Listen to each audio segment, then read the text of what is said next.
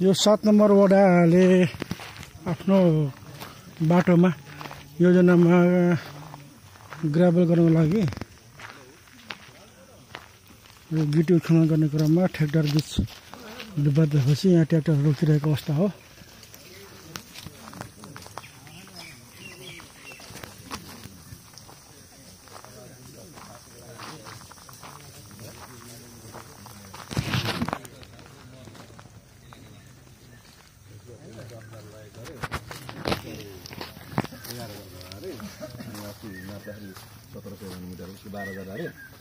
के अरे फान्सी बेसी लग्यो भनेर चिठी नै दिएको छ अरे त त्यो त अब मापडाउन त अब नगरमै होला हैन अघि नापेको अरे अघि समिति आएको थियो नापेर लागेको पहिला केशवजीलाई लेखेर दिएको थियो हैन के भएको खासमा 11,000 लगेको 1,000 बाँकी भन्ने कुरा थियो।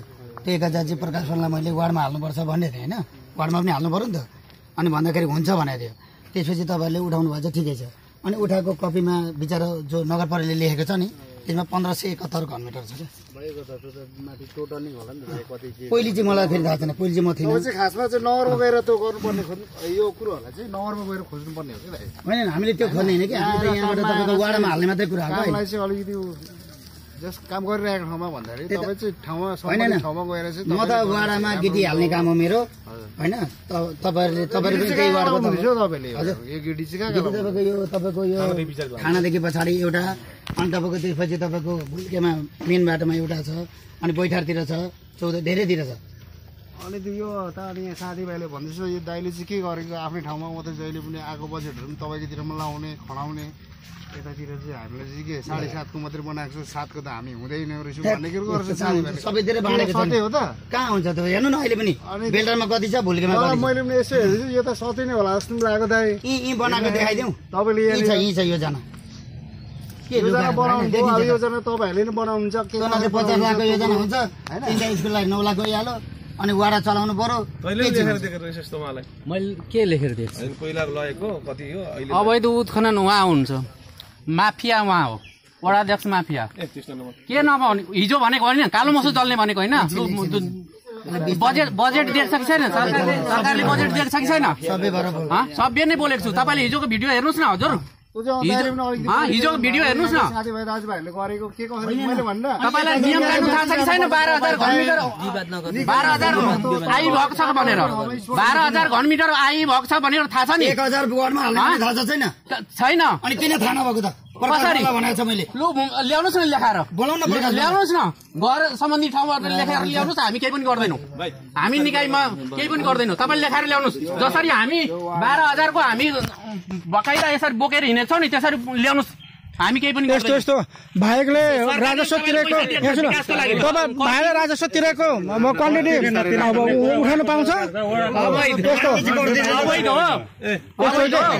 उहाँको क्वान्टिटी पुगेको छ भने उहाँले यसो के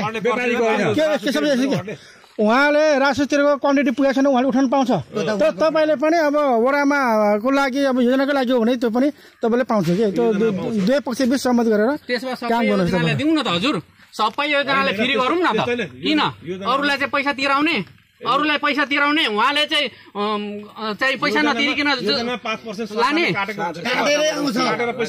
लेखाएर ल्याउनुहोस् न हजुर, नगरपालिकाबाट ल्याउनुहोस्, हामी केही पनि गर्दैनौँ। नगरपालिका ल्याउनुपर्छ, के लेख्नुपर्छ? बढी सिकाउँछु मैले किन तपाईँले गिटी हाल्ने हो? किन वाडाले गिटी हाल्छ, म वाडा त छु त्यस्तो त पाइँदैन, तिमीले भनेर पाइँदैन। गिटी आफ्नो वडाको पर्यो, आफ्नो वाडाको गिटी म आफ्नो वाडमा हाल्छु भन्दा पाइँदैन। 12,000 घनमिटर भन्दा बढी पाइँदैन। अवैध 12,000 भन्दा बढी पाइँदैन। 12,000 घनमिटर एउटा कुरा सुन्नु, तपाईँले 1200 घनमिटर लगाउनु पर्ने किन होर्डिङ बोर्ड लगाएन? आज खगेन्द्रको पालादेखि अहिलेसम्म यहाँ गिटी उत्खनन भएको छ, कहीँ पनि इआई गर्ने इन्जिनियरको नाम पनि छैन, कुन कन्ट्राक्टरले लाने त्यसको नाम पनि छैन, होर्डिङ बोर्ड पनि लगाउन सकेको छैन। करोडौँ रुपियाँको तिमीले यहाँ ठेक्का लाउँछ, खोइ लगाएको त? यहाँ तिमी 1200 घनमिटर ल्याएको भने को होर्डिङ बोर्ड पुरेर इआई गर्नु हुँदो रहेछ? होर्डिङ बोर्ड देखाउनु नि। पुरेको भन्ने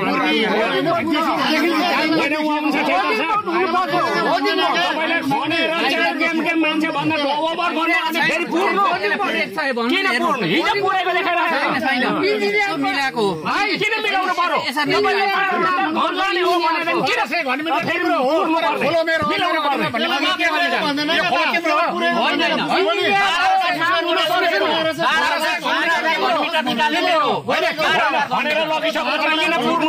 होइन 12,000सम्म निकाल्ने त्यसो भन 12,000 निकाल्ने मेरो अधिकार हो 12,000 अधिकार निकाल्नु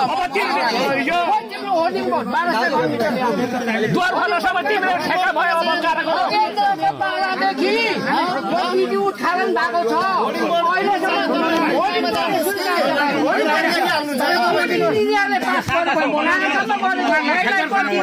चौडाइ कति हो ठेकदारी उहाँको फर्म चलाएर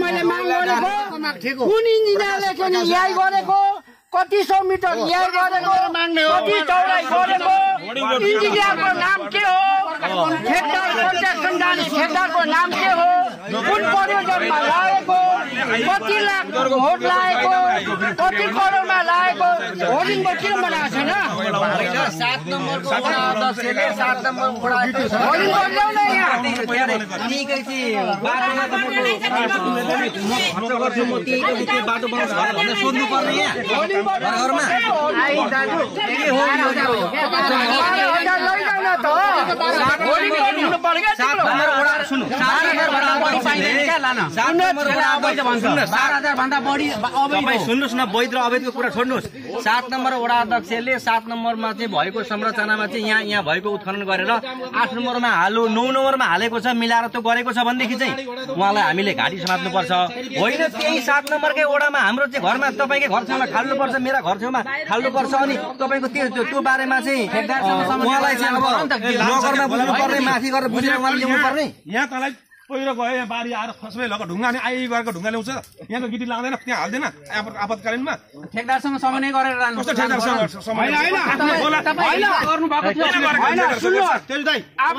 कति हजार आइ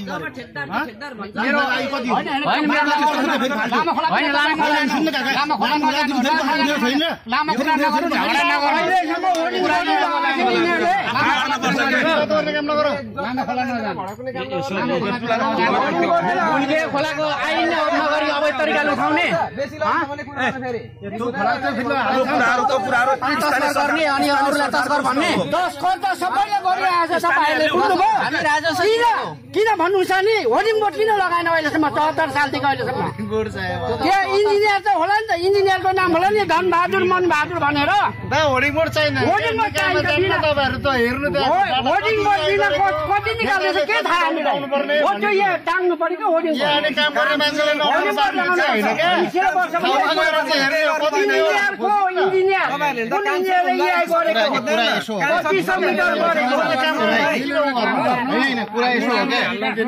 केजुजीको 12,000 घर मिटर होइन तपाईँले 12,000 घर मिटर लानुपर्ने होइन 12,000 घर मिटर पुगेको छैन भने त तपाईँले सम्बन्धित निकायसँग पुर्याएर लाने हो नि त अनि यता वार्ड अध्यक्षले म बाटोमा यसरी हाल्छु यति लगेर हाल्छु भन्दाखेरि तपाईँले त 12,000 नपुगेको कारणले रोक्नु भएको होइन 12,000 भन्दा बढी निकाल्नै पाउँदैन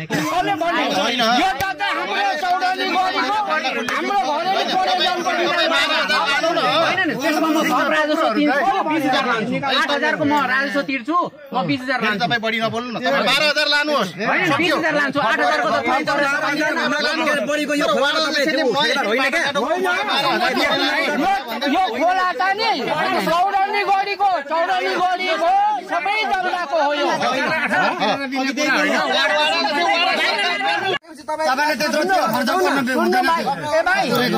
पुलको मुनि पनि पुरेको छ 400 मिटर खण्ड म एउटा कुरा भन्छु ल तपाईँ हामी सबैजना बेलटारवासी चौधरी गढी नगरवासी हो नि होइन उहाँले लगेर बेच्नु लानु हुने होइन के एक ट्याङ्कर बेच्यो भने हामीले बुझ्छौँ क्या त्यो मैले अघि पनि भनिसकेँ सुन्नु न मैले अघि पनि भनिसकेँ उहाँले पनि राजस्व तिरेर जानुहुन्छ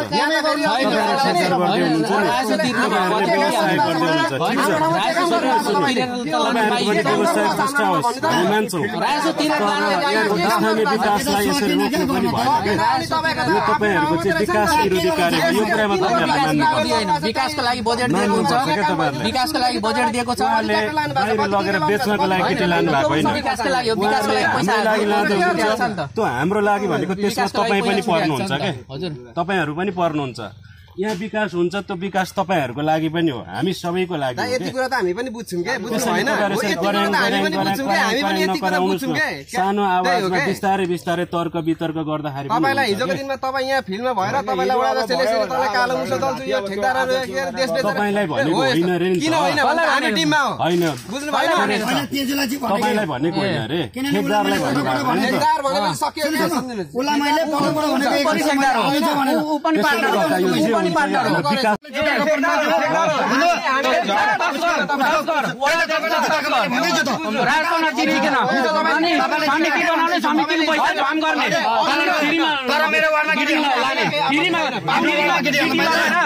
पैसा झम गर्ने के हिजो त तस्कर भनेको छ किन खाएको छैन? 1-2 वर्षदेखि अगाडिको जेसीबीको पैसा तपाईँले तिर्नु भएको छैन। तपाईँले अनि त खाएको भयो त तिम्रो ऋण नतिर्ने अरूलाई फुर्ती लगाउने ऋण त मेरो 4 करोड छ भाइ, तिर्दिन्छौ कति भयो यस्तो कुरा नगर भाइ। खोलेको पुरा ठेका लिने हो भने यो खाने पानी भोलि चलेर